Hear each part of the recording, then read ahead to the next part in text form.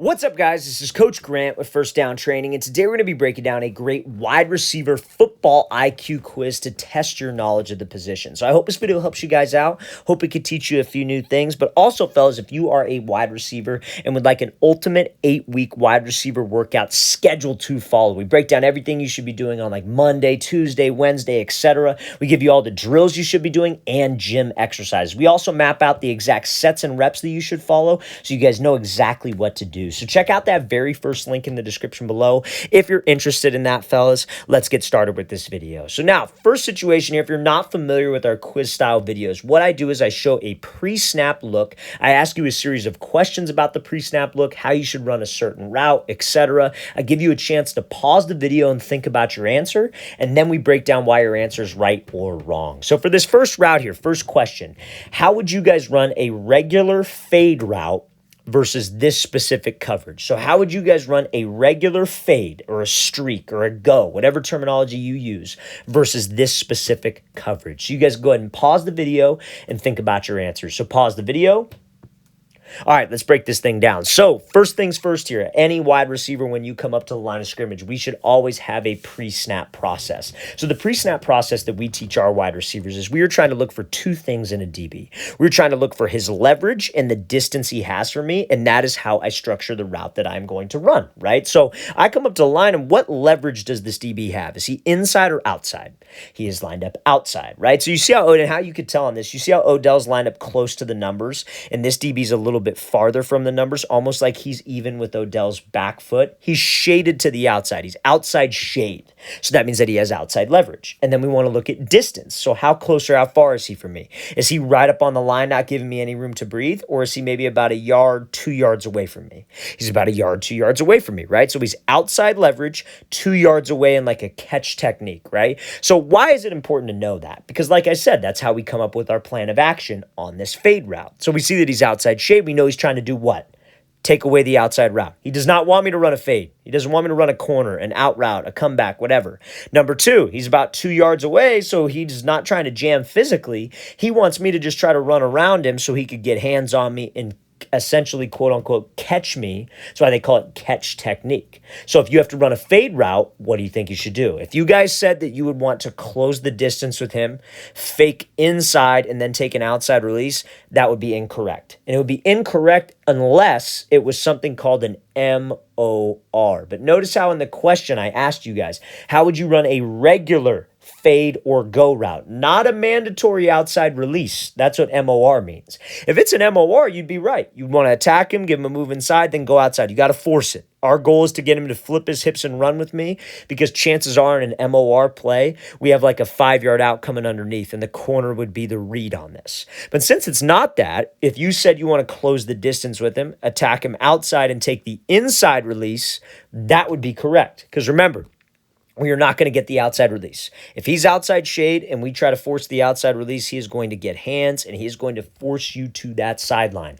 On any outside breaking route, corner, out route, fade route, you got to give the quarterback room. If we don't give him room, we are screwed. So let's play this thing full speed, and then we'll break it down a little bit more. So you see how Odell closes the space. He's dipping the shoulder. He's fighting to stack, and he's able to win on that fade route, giving the QB plenty of space. Guys, this is exactly what we talk about in all of our videos, and this is textbook right here from Odell. So now, thing about it, though, when you do decide to take that inside release, and also I want to point this out. You see how he's closing space. Why is it important to close space? Because that makes it easier to do something called stacking the DB.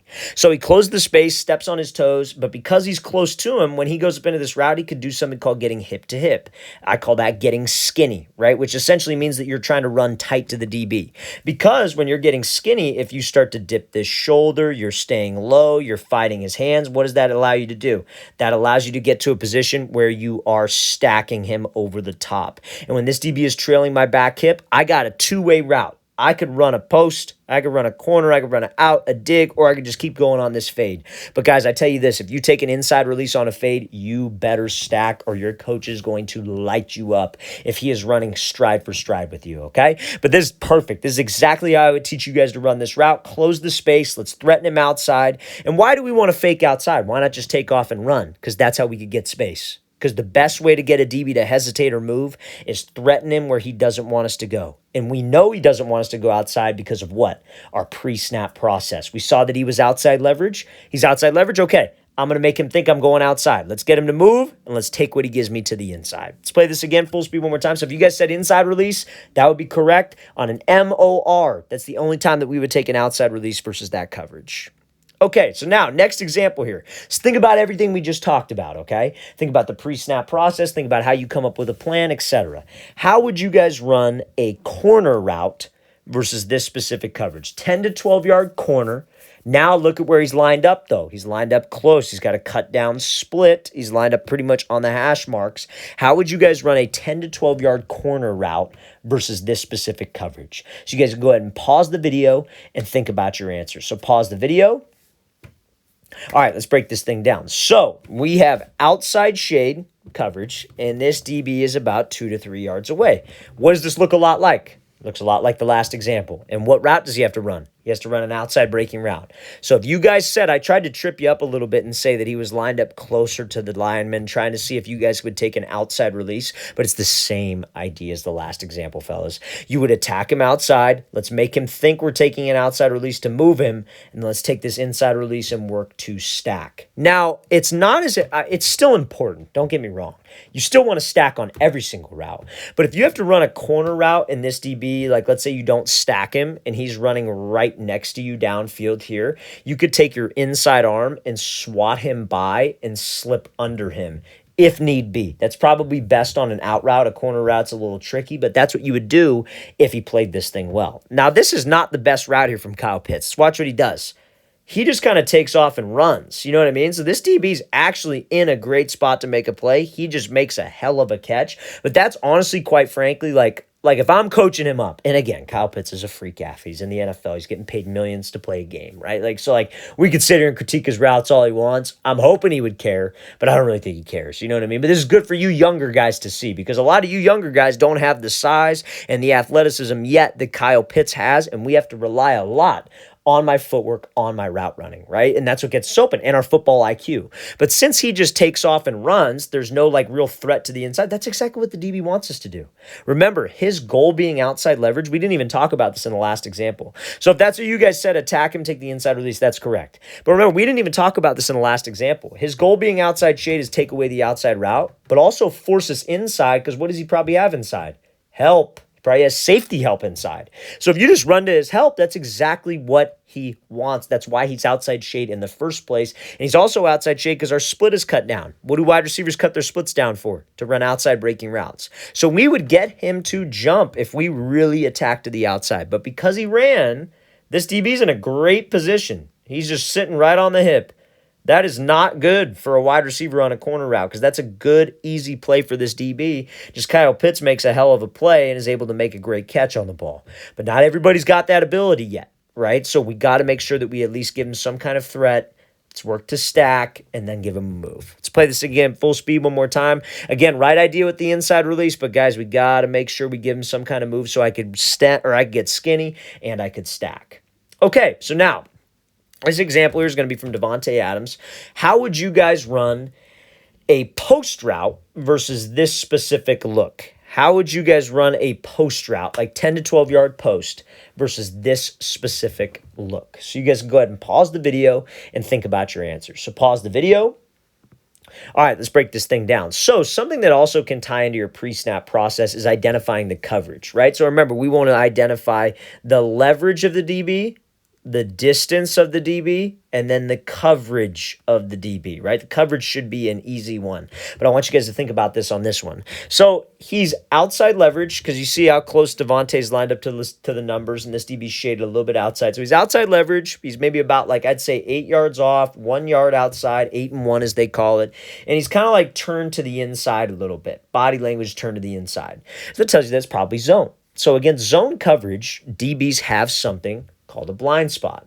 So if you set attack as leverage and then break to your post, that would be correct. Because now, since he's in off coverage, we don't got to worry about like stacking him. We don't got to worry about attacking him with a press release. We just got to attack him with my route. And the blind spot is probably the best place to go on this. So let's play this full speed, then we'll break it down. So Adams attacks something called the blind spot, and he's able to get some space on this post. So the blind spot is this area right here because DB can't see over there. So if you're running your routes, and let's say you have to run an inside breaking route, when a DB's in zone, and especially when he's outside leverage, even if it's outside leverage man or off man, what does he have inside? He's got help, guys. He's got a safety sitting over there, whether it's like cover 3, cover 4. He's got help to the inside. So if we just take off and go run, he's going to be right on my hip, and we're running right into a safety. That is a tiny-ass window for that quarterback. We want to give my quarterback as big of a window as possible. So with my route, if I can attack his blind spot and I could threaten him maybe with like a fade or an out route and just get him to hesitate. I've seen some DBs, because receivers do this really well, almost full-blown turn, and then they break on the post and they got a ton of space. But we attack that blind spot and honestly just get him to widen by a step. That's a big window for the QB. And I think you could see the safety help pop in here. No, it's a referee. Never mind. But that's a huge window, guys. There's no safety within sight. All that ball has to do is be put on a line, and we got this guy. So attacking the blind spot versus outside shade zone is one of the best ways to run an inside breaking route. If that's what you guys said, that would be 100% correct. Great route there by Davante Adams. All right, fellas, really want to thank you for watching. I really appreciate it. If you have any questions at all, don't hesitate to leave those in the comment section below. Always appreciate the feedback. It's always great to hear from you guys. And again, fellas, if you would like an 8-week wide receiver on-field and gym workout scheduled to follow, check out that very first link in the description below. Again, we map out everything you should be doing on Monday, Tuesday, Wednesday, etc. So again, very first link in that description below. I'll see you guys next time.